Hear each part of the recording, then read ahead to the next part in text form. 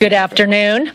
We're all members of the Energy and Commerce Committee, and we're here today because HHS Secretary Becerra has failed to follow the Constitution and the law.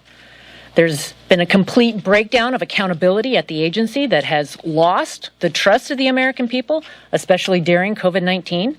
14 NIH officials, including Dr. Fauci, held unlawful positions and exercised authority that they didn't have, which included approving $26 billion in grants. This is unprecedented, and it calls into question the validity of every decision that these officials have made since December 2021 to June 2023, including Dr. Fauci's awarding a new grant to EcoHealth Alliance, But what is even more egregious has been Health and Human Services cover-up. For more than a year, the administration has misled our committee throughout this investigation, and our question has been a pretty simple one. Can you show us the documents that Secretary Becerra followed the Constitution and the law in reappointing these 14 senior officials who exercised immense power and authority? The question, can you show us the documents? And we're still waiting. There needs to be accountability. No one is above the law.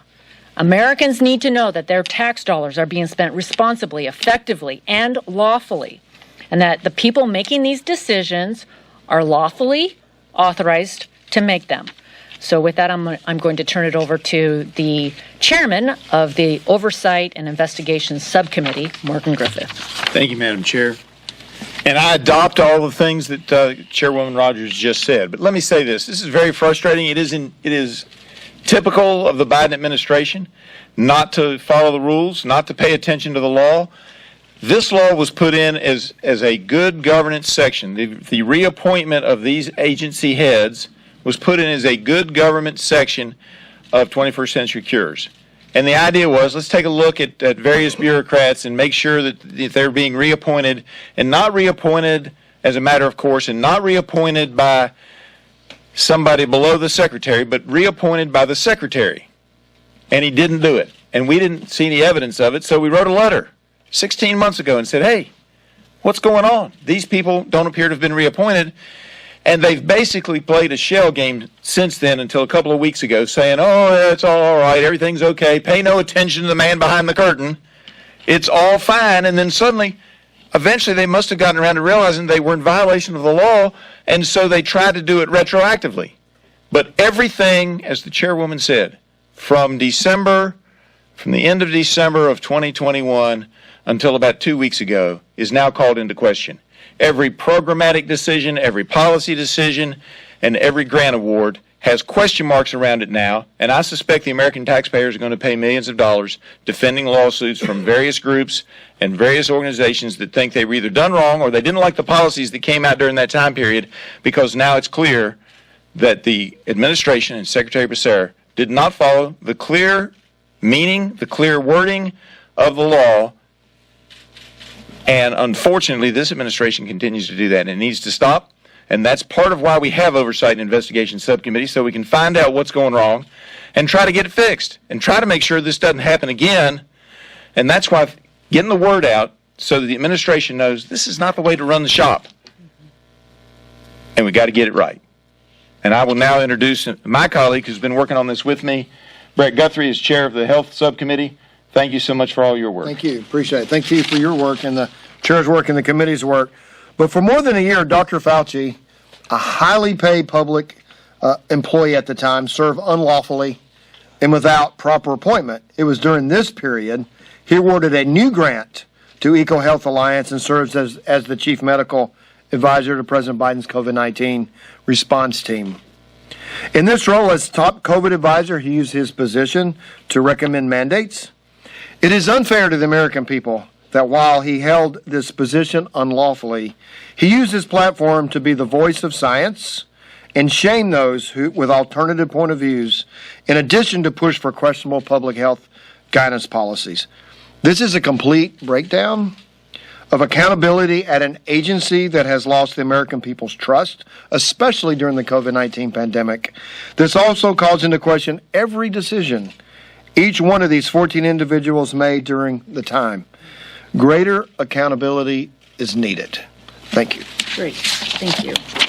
And just before we move to the Q&A, I wanted to address HHS's latest statement on their failure to follow the law, because they've changed their story many times, and their latest defense is also not true. So they are referencing an entirely different process, what is called Title 42 special consultants. And this is different than what we are talking about as far as the requirement for the reappointment or the appointment of IC directors. IC directors require the Secretary's approval, and HHS should know the difference, and they can't hide behind this claim. But it's after a year-long investigation that we've not seen the evidence that the administration we've not seen evidence that other administrations, so they're claiming right now that other administrations have failed to follow this reappointment process. We do not see that evidence. They are conflating. There's two issues. There's the Title 42 special consultants, and then there is the process of appointing or reappointing the IC directors. And we wouldn't be here today if the administration had come clean in March of 2022, recognizing that they needed to get right with the law. So with that, I'll ask or answer some questions. Yes. What kind of, going forward here, is there a legislative step for your committee to take to address this? Like you said, you want to prevent this from happening in the future. What kind of steps can your committee specifically take to prevent this from happening? And also, looking back, is there anything that can be done to rectify what may have happened in the last 2 years, and to punish who you say is responsible for this? Well, what we need are answers, and we need the Secretary of Health and Human Services, Becerra, to answer the questions that we have. We need to know if this was willful or if this was negligence. We need to find out if it is lawful for him to appoint these individuals retroactively. So we need to get answers to these questions, but this is all a part of accountability. Ultimately, this is about accountability on behalf of the taxpayers and ensuring that taxpayer dollars are being spent lawfully, and it's accountability by the elected representatives in Congress of the agency. And no, this is just one example of it seems there's more and more arrogance in the agencies, among agency secretaries and officials, that they don't have to follow the law. And if I might add to that. Oh, yes, please. And if I might add to that, one, shining the light on it's important. Two, I don't think it is proper to retroactively appoint somebody who's making decisions at this level. But if a court were to determine that, how do you retroactively appoint people who are no longer there? And the answer is I don't think you can do that. So even if the courts were to say, well, you can retroactively appoint those people who are still there, how do you, 6 months after retirement, suddenly reappoint Dr. Fauci to a position that he's already left? I don't think you can do it. Okay, in the back. Are you investigating any other appointments within HHS, or are you just focused on NIH? Do you want to handle? NIH is where we focused at this point. I mean, we're looking at all kinds of things, and there are so many issues going on in HHS that there may be others later, but not that I have, in my back pocket that I'm holding on to for some reason. I mean, obviously we've been investigating the actions at ORR, but I don't know of any appointment problems there at this moment. But we may find more as we move forward. Yeah. Yes. Does the committee or do individual members of the committee plan to support any of these potential legal actions against specific policies or appointments or branches? Well, at this point, I think as the chair, Griffith, just said, shining the light on it. We have questions that we want to get answered before really determining what those next steps are. And the secretary has a couple of weeks to respond, and he'll also be before the committee at the end of the month.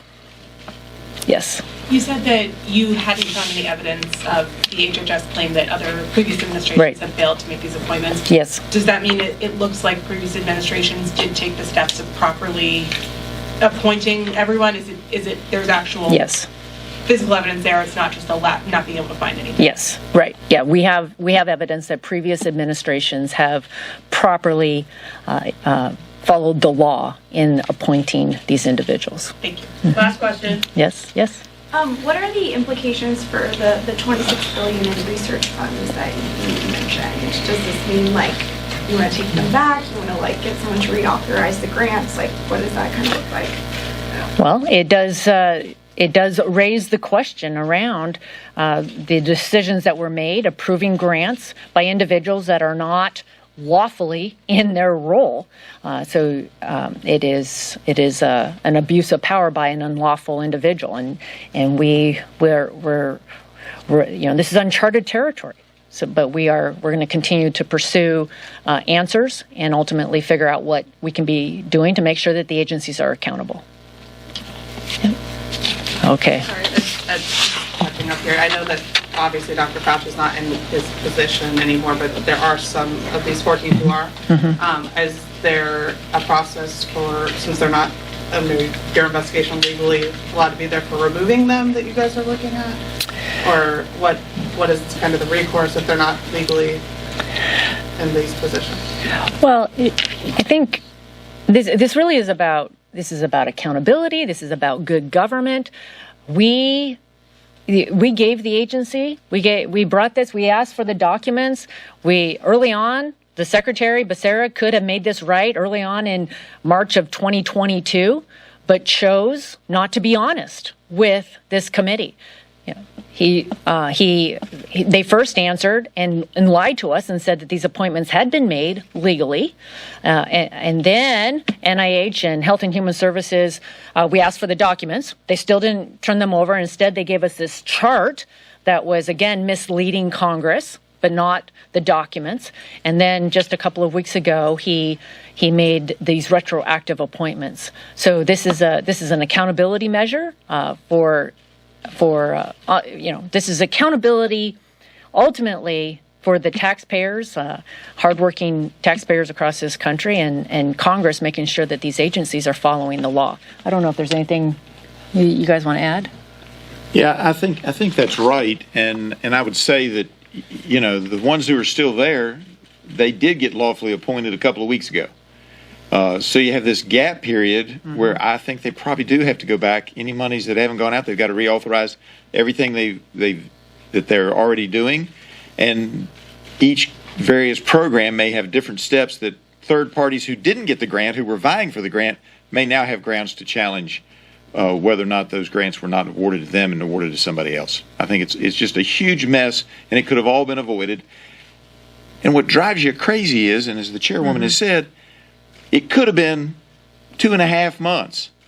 Could have been 2.5 months of fixing the problems, which is pretty easy. Instead, we have 1.5 years. This is a big cow pie in the field, and they just stepped in it and stomped in it and acted like it was fun and games until 2 weeks ago. Very good. Thank you, everyone. Thank you. Thanks.